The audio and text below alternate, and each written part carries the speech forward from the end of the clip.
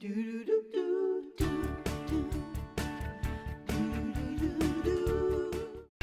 right, we're here with Shirley Bovshow. She has a very special pruning and planting technique she wants to share with you. This is to grow fruit, lots of fruit, in a small space. Yeah. In a small space, so you can enjoy delicious things like peach pie, your biscuits with preserves. Wouldn't you love to make that? Oh my gosh, yes. Okay, and we will. And we we shall. will. We'll And give everyone the recipe. Absolutely. All right, so when we talk about the trees, we're talking about small trees. How small? Well, it's not necessarily small. It all has to do with how they're pruned. So we're talking about trees that are going to grow about 4 feet to 8 feet tall. And I have a picture here.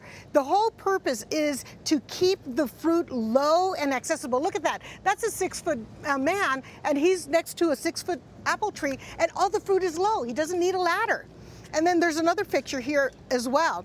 And this is a nectarine tree, which is nice and open. So what it is learning how to prune your trees so that they stay like shrub size. Yeah, we did it on ours across a fence where the fence was low, and we wired it, and so all the branches went this way. Espaliate, So we were, what's it called? Espaliate. Okay, so we were able to pick the apples. Isn't it great? But it took 2 seasons for it to come. Yes. But we were able to pick them on the whole wall. Absolutely. Great. So do you just find, you have to, what, they come in threes? You got to get 3 apple trees? No. You As a matter of come in fact, 3 these are not trees that, these are standard trees. These are fruit trees you just pick off the lot. Could be different kinds? It could be, different you could be apricot mixed with nectarines. Here's the thing. They don't fight? They don't fight, they get along.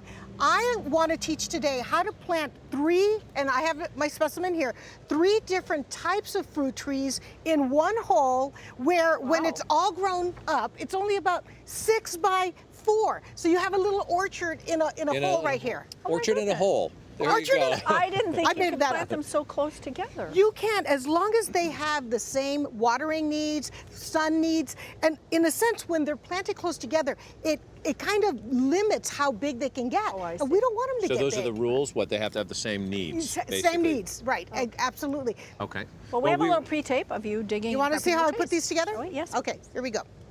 So the first thing is I took the largest tree and I just set everything up to know where I wanted to plant it. So after digging my hole, I want you to be very attentive to the fact that there's a way of putting these 3 trees in. You first amend your hole with compost, make sure it's nice and healthy, and you put your largest, most vigorous tree to the north of the hole so that when it grows, it's not going to shade the other trees. So I used a triangle configuration. And you're gonna see, after I finish planting this, how it looks. But now it's a nicely planted 3 trees in one hole, lots of nice organic compost, and they're ready to grow. Can I ask, that one is slanting a little. Do you have to put one of those sticks in it? And No. It's okay? You know what, as a matter of fact, let me do some fine tuning here.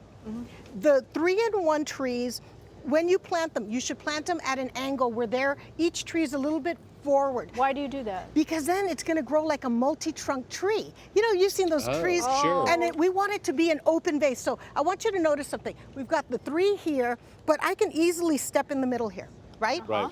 That's how you want to continue to train these trees. So the first thing that you're going to do is, because this one is so much bigger than these, and you really want them to start off the same size, right? So don't freak out. But I am going to go over here, and I am going to cut this. Yes. Why did you do I that?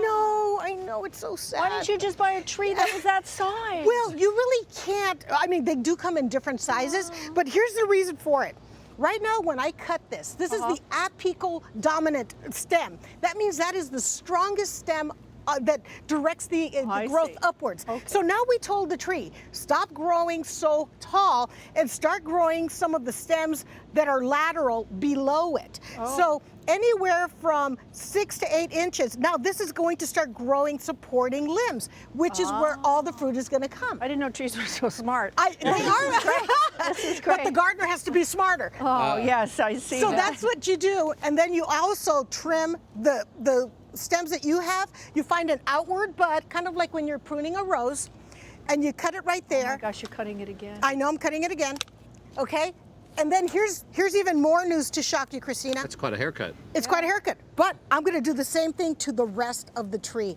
Well, when can we expect fruit from these guys? Well, you're gonna get very long. I fruit mean, in it's gonna about, take a while. well, Now it's you gonna gotta mow take you back. about 3 years. Oh, are we But- still going to be here? We're still going to be Everybody here. watch the show. We Yeah, want to be here. We'll be here 3 years from now. No, you do this to it because if you invest time, the first spring of planting and in the summer, as this grows, we're going to come back. I'm going to show you how to trim it again. Okay. If you do this for the first 2 years to keep it small, you're not going to battle with it the rest of its life. It's only the first 2 years. It's like when you're raising kids. Very teach them the right interesting. way the first 2 Very years.